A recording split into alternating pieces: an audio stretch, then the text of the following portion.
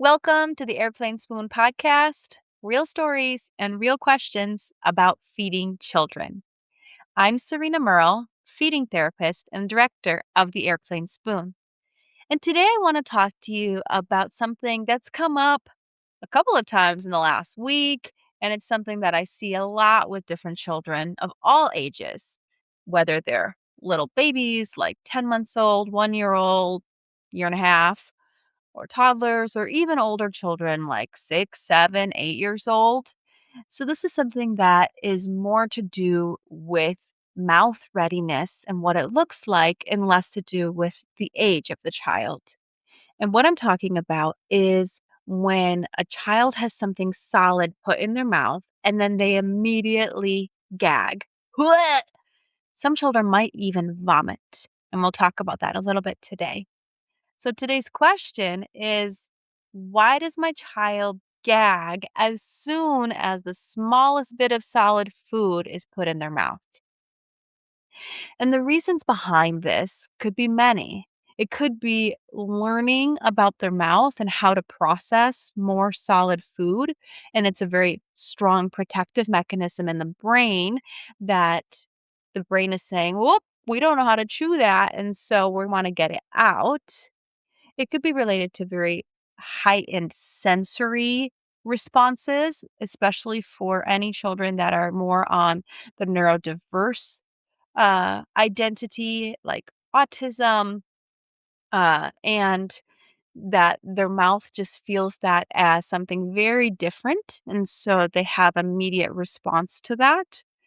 And it could also be related to oral motor delay, a little bit of how are they using their mouth to eat? And also, are they using their mouth to breathe?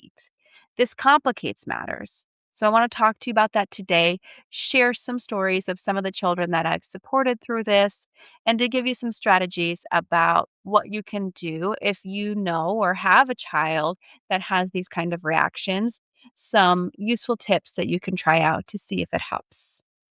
Okay, so let's jump in. The gag response, and I know I've talked about this before if you've joined me on other episodes of the Airplane Spoon, but the gag response is in the mouth, and it is basically a protective mechanism that says it's kind of big, get it out. And so when babies put anything solid in their mouth from very little, they have a very forward gag response. It's at the front of their mouth. And as soon as they put it in, they try to get it out. And as babies are playing with their hands, they're putting everything in their mouth, that's gonna push the gag response further and further back so that it lives right at the back of the mouth is where it's supposed to live. Um, and usually we can hit it if we're, like, brushing our tongue in the middle of our mouth. Um, you might have the gag response. It still exists, it's there, but we don't want it to get in the way of our development and learning of everyday need, especially eating solids. So, for babies, their gag response is very active, and that's okay. And I've said this before, and while gag looks very big and sometimes kind of scary, we don't really need to intervene. We can just let them work through it. It is not a choking, and they might be upset about it. So we can support them through that, but that doesn't mean that we need to swoop in and try to get it out of their mouth if they're just kind of working at trying to figure it out. They might put it right back in after they gagged as well, and that's okay. That's what we want. It's helping the brain to learn that that's safe. But sometimes for children and for babies, let's talk about when they're learning about solids. Maybe they're starting off on purees, maybe they're starting off on more bigger solids, but if they get any little floaty bit in their mouth, they might have this gag response. And partly this is due to they might not know what to do with that. If their response is as soon as something goes in my mouth, I swallow. If I have milk in my mouth, I swallow. If I have a puree in my mouth, I swallow. And then they get a bit of something. Let's say it's a little strawberry bit or something. and then they swallow. It's too big. They didn't do anything with it. So the brain's just doing its job. It's protecting. Okay. Um, and how do we support that to get to be able to mush it down or to suckle on it a little bit to break it apart is thinking about a front mouth activation. If you had, instead of a bit of strawberry that just goes in and then it gets kind of lost and it's going to go to the back of the mouth and create a gag, if you held a big giant strawberry and just held it for your baby and they could la la la la mouth on it, they could maybe even scrape at it with their gums, or if they have teeth coming out, with their teeth, then any little bits that come with that are much less likely to produce a gag response because they're participating in that. They're very actively the one trying to break it apart, as opposed to it just landing in their mouth as a whole bit. And so having that front teeth scraping, having that bigness in the front is can help, where if any little bits got in, they might just swallow them down and might not have that gag response because they're so focused on scraping or licking or just gumming at it at the front. And that's with babies. Another thing a lot of people think is that if we have puree, then we need to get to lumpy puree to advance a child up in texture.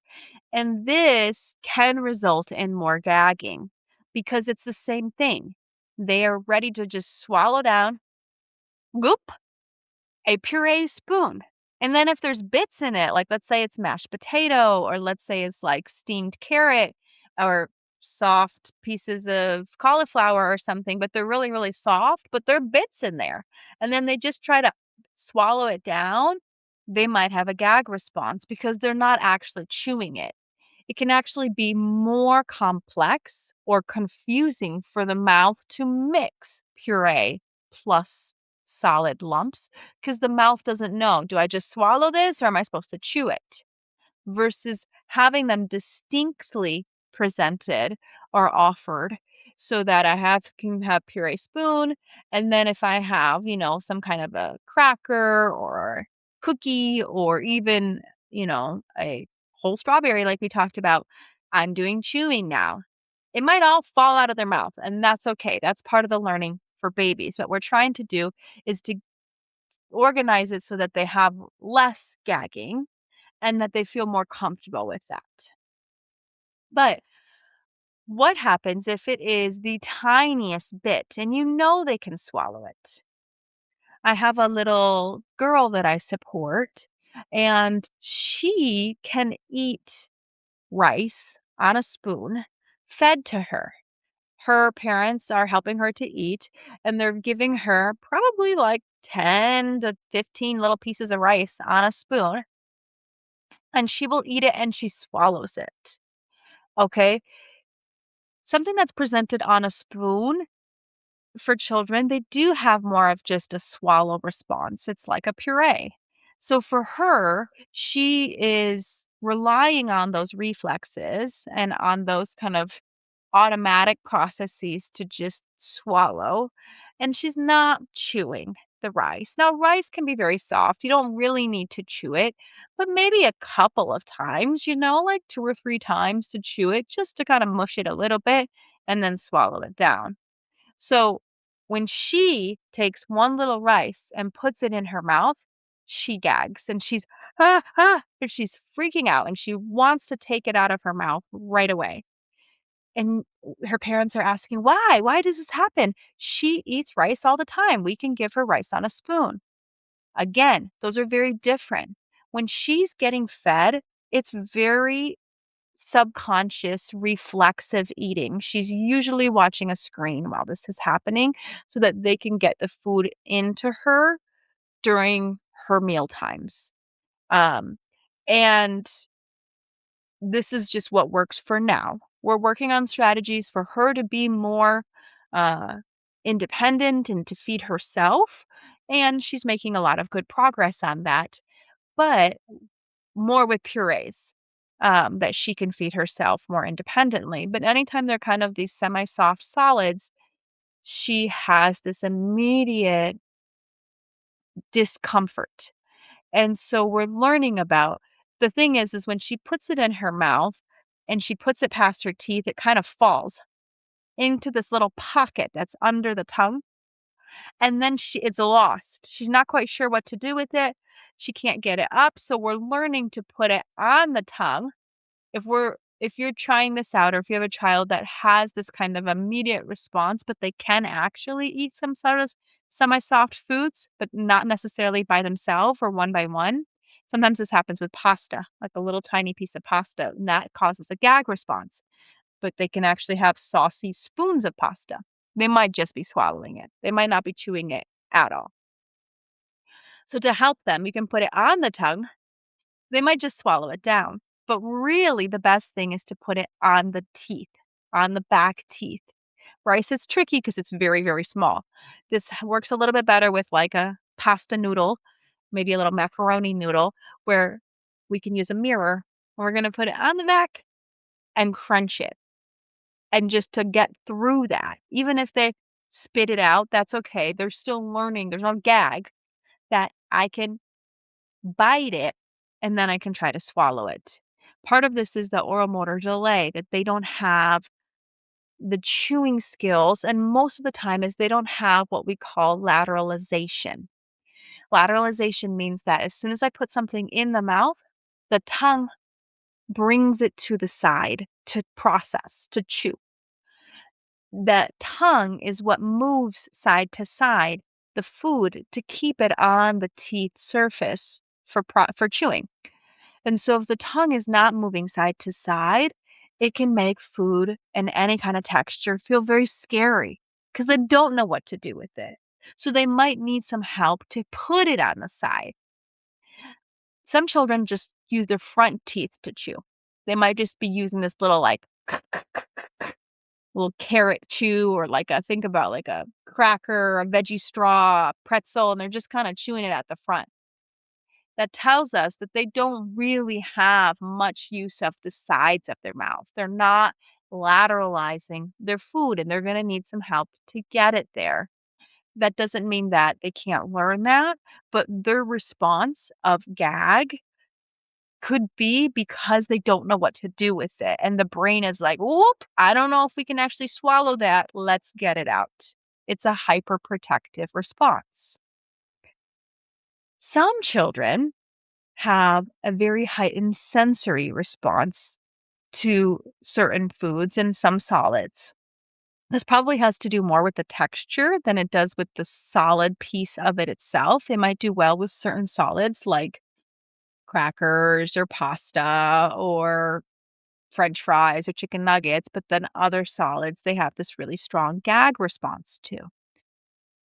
There's a little boy that I'm supporting. He's 8 years old, and I've been working with him for a few years on feeding support. When we first started, his sensory response was so strong. He's autistic, just to give a little bit of a background here. And his sensory response was so strong that even doing something like Play-Doh, touching Play-Doh with his hands, he would gag. We would squeeze a Play-Doh and what? He would gag. And you're like, what is going on? You're not even putting this in your mouth. His sensory response to that, there's a very strong hand to mouth connection in the brain. What something feels like in our hands is going to be what it feels like in our mouth. It is a preparatory response for babies or even for people, right? You want to feel something. A lot of times we want to touch something or we want to taste something. This is how we learn and discover things in our world. And so hand to mouth is very strong. So just touching something in our hand, our brain is imagining how that would feel in our mouth. And his brain is like, that does not feel like that would be comfortable. Huh! He gagged on it.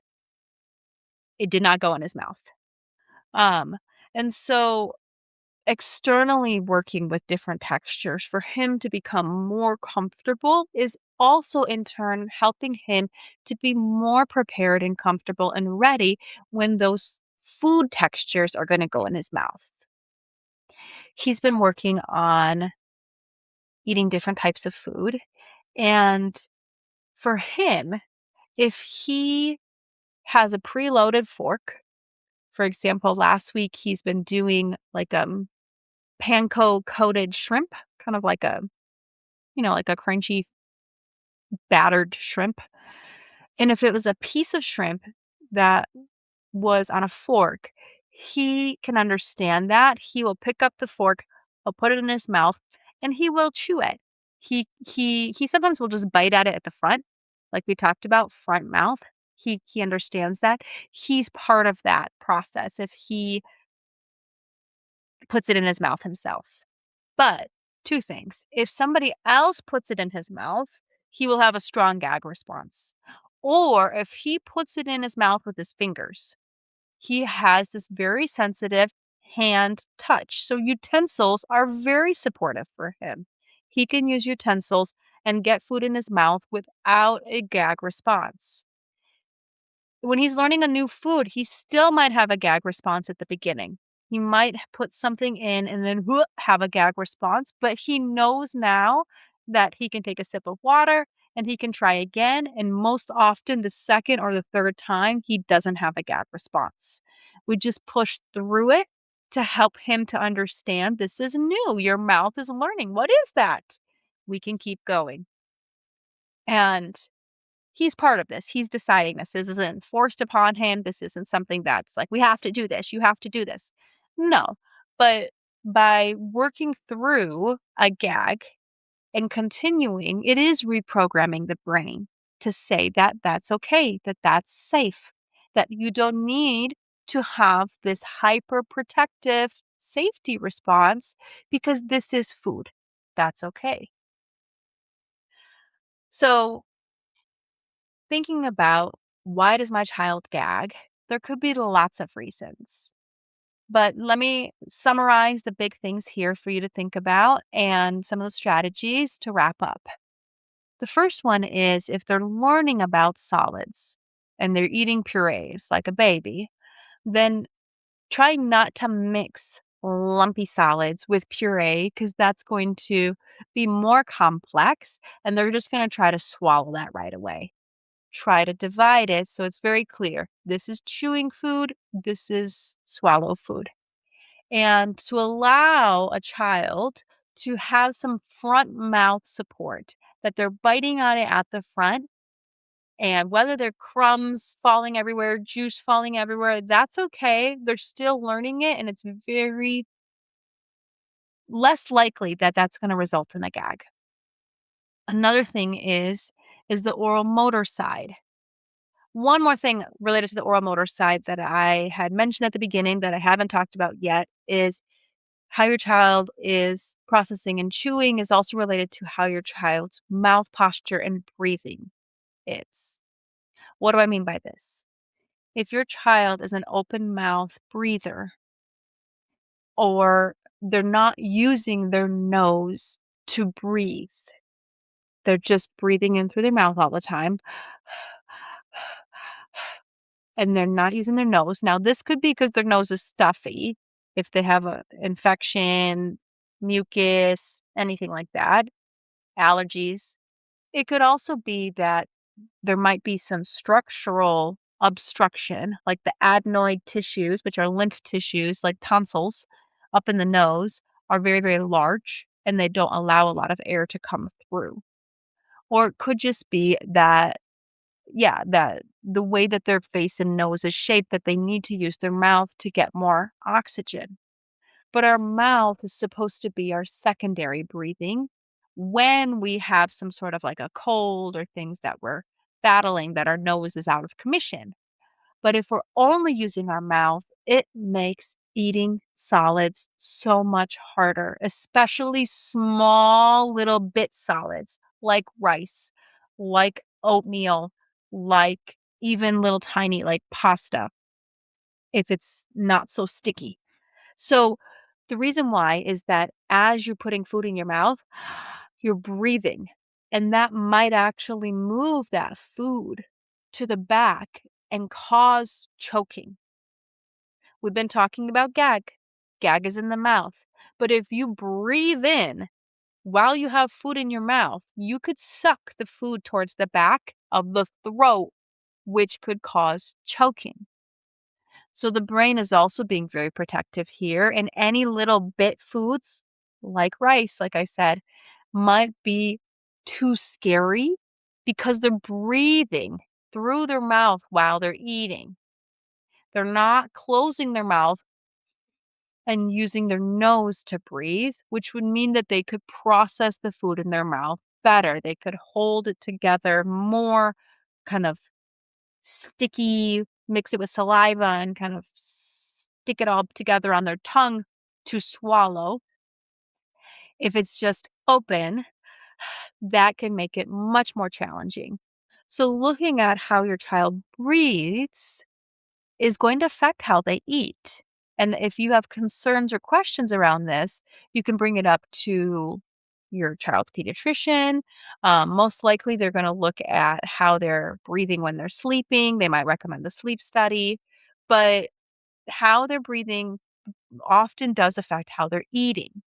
Now, you could go to an ENT, an ear, nose, throat, otorhinolaryngologist to get a scope to see what their nose and throat looks like, um, or bring it up to a feeding therapist to see. Sometimes there's some exercises that can help a child to learn to breathe through their nose if they can, right? If it's nothing structural and they can, then we can relearn that to breathe through their nose, which is going to help them overall just for their face structure. It's going to help their tiredness. It's going to help their illnesses, and it's going to help their feeding. So, if you have concerns around that, you can bring that up with a provider to see if that's something that can be looked at through a more professional lens and if that needs some type of support. So, that can cause a gag response as well, especially mouth breathers that have those little bits. They're probably gonna avoid more than they are gonna gag. Um, they just would refuse that altogether. And so that would be a sign that something is challenging for them and then they need some help. And on the sensory piece, thinking about exposures, thinking about building through and having repetitive experiences is going to help their brain to learn that that's safe, that that's okay, and that that can be predictable and comfortable to where they won't have this heightened protective gag response. That's what I have for you today, thinking about why does my child gag when they get solids in their mouth? There could be many reasons. This could be natural development as they're learning about how to use their mouth. It could be an oral motor delay, maybe not lateralizing food in their mouth. Could be related to how they're breathing orally, if they're using their mouth to breathe while they're eating food. And it could also be related to sensory differences or a heightened sensory response. And all of those areas can be supported so that this doesn't need to be something that is so scary or negative, not just for child, but for family as well. So if you know of or have a child that has this really hypersensitive gag to any bits of solid in the front of their mouth, even, what I want you to know is that you're not alone. There are many children that have this response, and there are lots of strategies out there to support them. We talked about a bunch of strategies today. Try some of those out and see if that can help. And if you still have concerns, you can bring it up with your pediatrician or look for a feeding specialist. That might be an SLP or an OT in your area to get some more support so that feeding can be enjoyable and a positive experience for your child and family. Remember, you're doing an amazing job supporting your child on their feeding journey. You've got this.